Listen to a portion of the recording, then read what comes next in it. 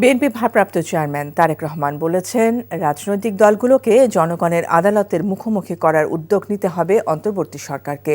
আর ভোটের মাধ্যমে জবাবদিহিমূলক সংসদ হলে দেশের স্বাধীনতা, সার্বভৌমত্ব সুসংহত থাকবে আর নির্বাচিত সরকার বিচার করবে স্বৈরাচারের।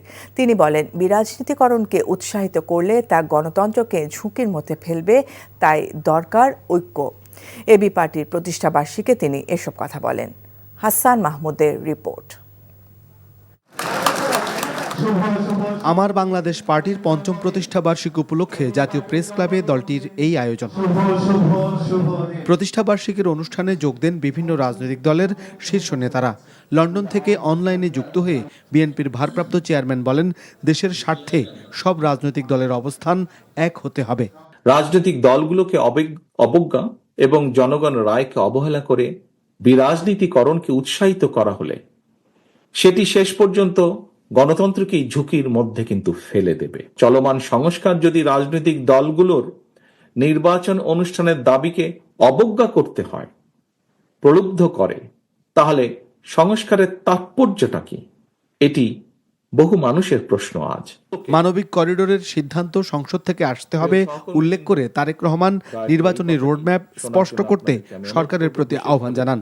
রাজনৈতিক দলগুলোকে জনগণের আদালতের মুখোমুখি করার উদ্যোগ গ্রহণ করতে হবে এবং এই উদ্যোগ গ্রহণ করতে হবে বর্তমান অন্তর্বর্তীকালীন সরকারকে।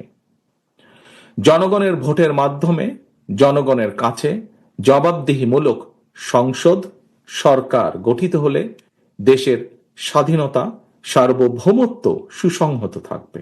আলোচনায় অংশ নিয়ে বিভিন্ন রাজনৈতিক দলের নেতারাও বলেন, সংস্কার ও নির্বাচনকে মুখোমুখি করার কোনো কারণ নেই, তবে ফ্যাসিবাদী শক্তি মোকাবেলায় সবার ঐক্য জরুরি। অন্তর্বর্তী সরকার মৌলিক প্রশ্নে কনসেনসাসের উপরে দাঁড়াবে, সেটাই আমাদের আকাঙ্ক্ষা। মৌলিক সংস্কার যদি না হয়, তাহলে বাংলাদেশের আসলে যেই আকাঙ্ক্ষার জায়গা থেকে এই পরিবর্তন, সেই আকাঙ্ক্ষা আসলে বাস্তবায়িত হবে না।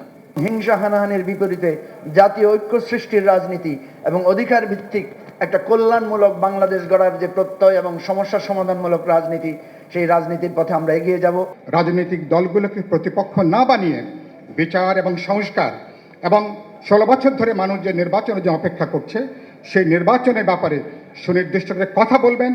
ফ্যাসিবাদের বিচার, সংস্কার এবং নির্বাচন এসব বিষয়ে কোনো অনৈক্য হলে সুবিধা নেবে অন্য পক্ষ, এমন মত বক্তাদের।